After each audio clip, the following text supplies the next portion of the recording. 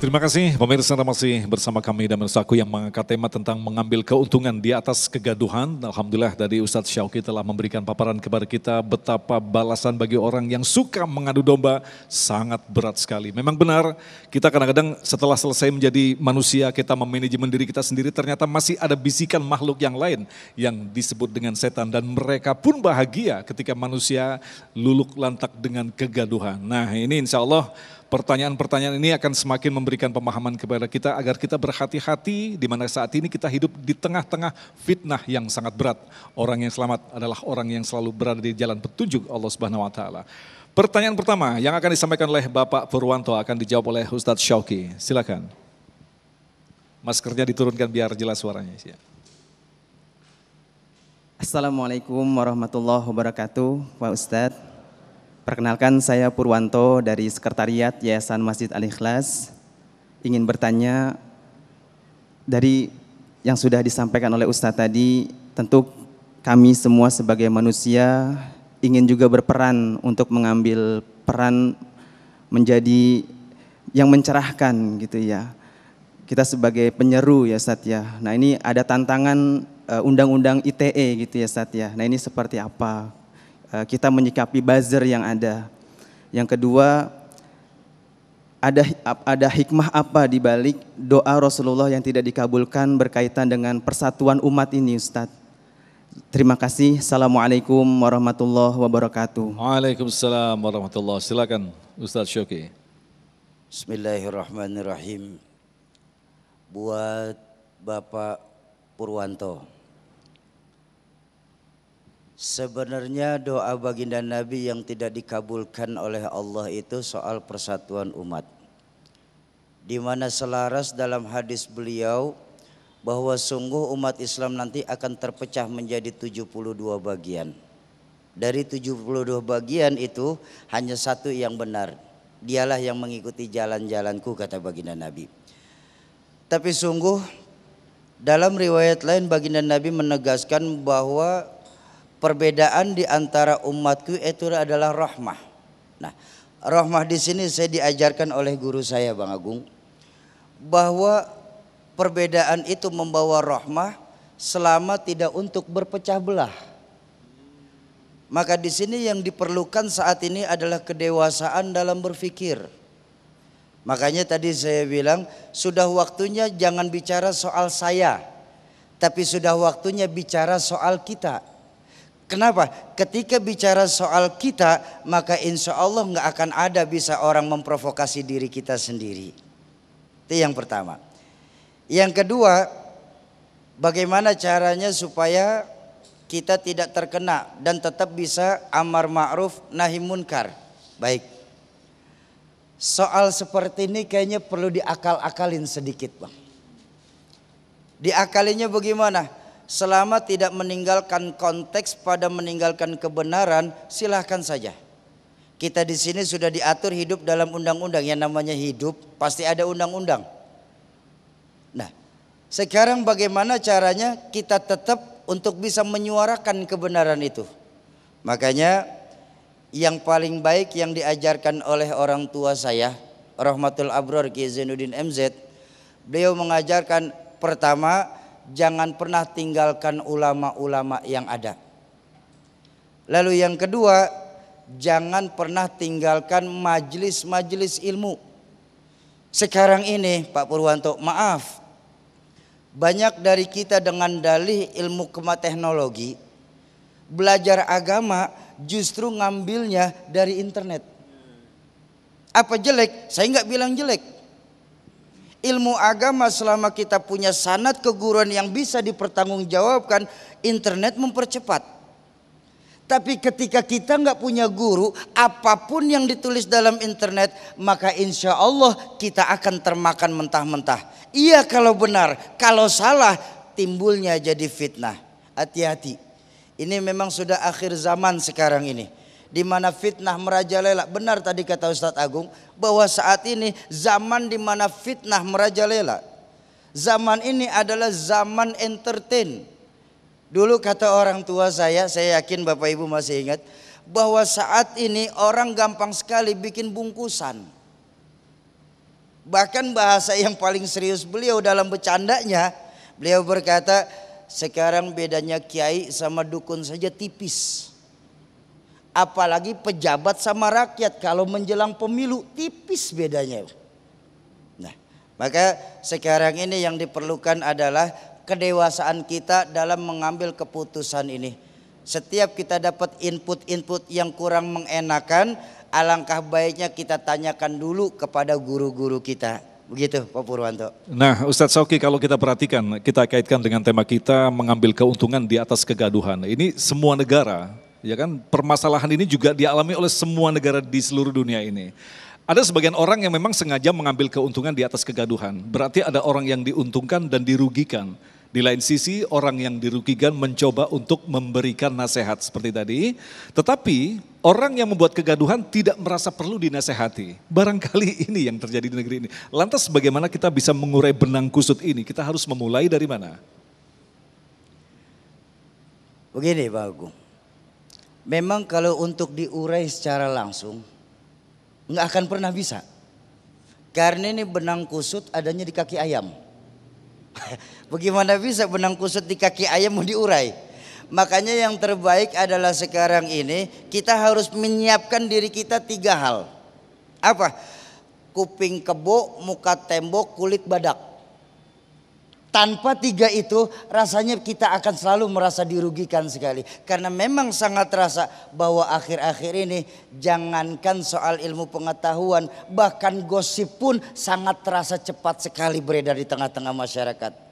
Jadi sekali lagi konteks yang paling baik adalah untuk kita merupakan pendewasaan dan mendekatkan diri kepada Allah Subhanahu wa taala. Gitu. Baik, terima kasih Ustadz Syauqi. Selanjutnya kami persilakan kepada Ibu Novita Sari yang akan dijawab oleh Ustadz Zaki.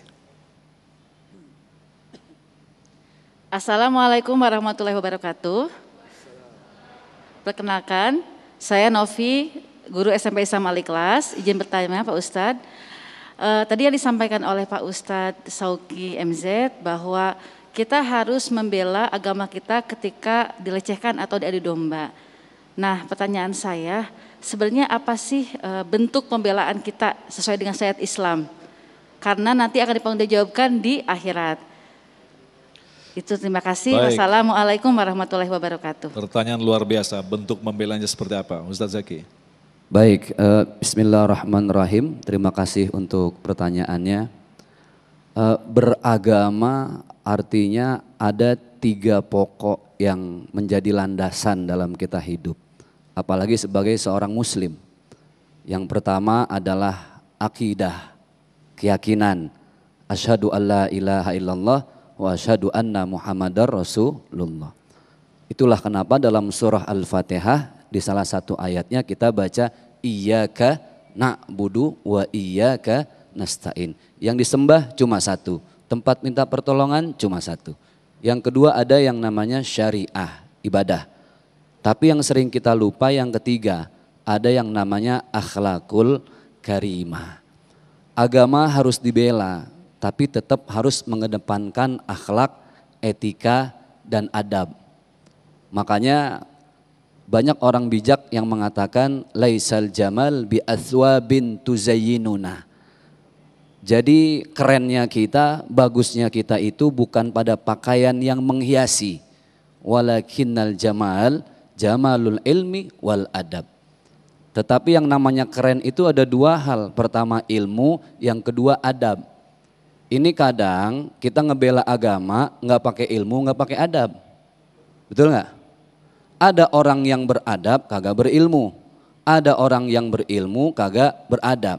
Nah, kalau kata ayahanda beliau, saya kutip lagi nih guru. Pilih mana ibu, orang pinter kagak bener, apa bener kagak pinter. Nah lu keder lo bu. Nah kan masih mending orang bener kagak pinter, masih jujur. Kalaupun dia ngebela agama dengan akhlak, dengan tata krama, dengan etika. Jadi kalau ngomongin masalah buzzer, ini orang-orang yang pinter loh. Dahsyat, pinter. Bagaimana nggak pinter, toh mereka juga menguasai teknologi. Cuman tadi, kalau urusan bener itu urusan akidah, syariah, akhlak. Saya yakin buzzer-buzzer sholat juga kok. Syahadat baru lahir aja udah diazanin, kan begitu. Sholat ya sholat, tapi kan banyak nggak orang yang sholatnya rajin, tapi ngomongin orang juga rajin? Banyak ya? Banyak nggak orang yang sholatnya rajin, tapi nyebarin hoax juga rajin? Banyak. Ustadz, kalau nyebarin hoax itu masuk sorga nggak kira-kira? Masuk sorga, cuman sorganya juga hoax. Gitu ya. Sorganya abal-abal. Nah, jadi kalau mau ngebela agama tetap satu yang kita lihat adalah kedepankan akhlak. Itulah yang dilakukan oleh baginda Rasulullah Sallallahu Alaihi Wasallam, menyebarkan agama Islam, mensiarkan dakwah dengan akhlak. Ketika Fathu Makkah, bagaimana Rasulullah datang dengan 10.000 pasukan dari kota Madinah, pasukan militer yang besar. Kalau saat itu Rasulullah mau membumi hanguskan kota Mekah, selesai. Tapi kan Rasulullah lebih memilih damai dengan akhlak. Bahkan Abu Sofyan, orang yang sangat benci, kalau kata anak sekarang, minal nyinyirin wal julitin wal kepoin. Itu kerjaannya Abu Sofyan dulu dengan Nabi Muhammad, selalu nyinyir, memaki, menghina. Tapi ketika datang Rasulullah, apa kata Rasulullah? Wahai warga kota Mekah, kalian yang berlindung di dua tempat, masuk ke rumah Abi Sofyan atau masuk ke Masjidil Haram, maka kalian akan menjadi orang yang aman. Dilindungi, dijaga wibawanya Abi Sofyan. Itu baru membela agama dengan akhlak. Ini jangan ngaku bela agama, tadi seolah-olah tidak beragama. Agama ini kan bahasa Sangsakerta. Tidak, gama, rusak. Kalau kita kembali ke bahasa Indonesia. Dari bahasanya saja sudah jelas bahwa orang yang beragama itu tidak akan merusak. Merusak tatanan sosial, merusak masyarakat, merusak diri sendiri, merusak iman dan ihsan dia di mata Allah Subhanahu wa taala. Jadi wahai para buzzer, gitu kan ya. Janganlah kita ini hanya sekedar urusan dunia, tapi kita lupa bahwa segala sesuatu itu akan dihisap oleh Allah. Maliki yaumiddin. Kita bisa lari, koruptor bisa lari dari pengadilan dunia. Misalnya ternyata hukum tidak ditegakkan secara adil. Tetapi ingat, di akhirat nanti di padang mahsyar Allah sudah berjanji, "Faman ya'mal mithqala dzarratin khairan yarah wa may ya'mal mithqala dzarratin syarran yarah." CCTV di mana-mana sekarang, tapi pasti ada blank spot pada titik tertentu. Kita lupa bahwa ternyata ketika kita dalam janin ibu 4 bulan, bulan keempat itulah Allah menitipkan CCTV. CCTV-nya Allah apa Ustadz? Jantung yang berdetak, nadi yang berdenyut, mata yang berkedip, kaki yang melangkah. Itulah CCTV-nya Allah. Mau kabur kemana? Selama masih kita hidup, jantung masih berdetak, maka aktiflah CCTV Allah. Buzzer bisa lari dari hukum dunia, tapi Allah sudah menunggu di akhirat. Gitu Bang. Waduh, ngeri banget. The last statement is excellent. Jadi pada intinya satu hal yang perlu kita garis bawahi, apa yang kita lakukan di dunia ini semua nanti akan dipertanggungjawabkan. Betul. Ini yang paling penting Ustadz. Baik, insya Allah kita akan lanjutkan lagi untuk menjawab pertanyaan-pertanyaan selanjutnya selepas pesan-pesan berikut ini. Tetaplah bersama kami Damai Indonesiaku.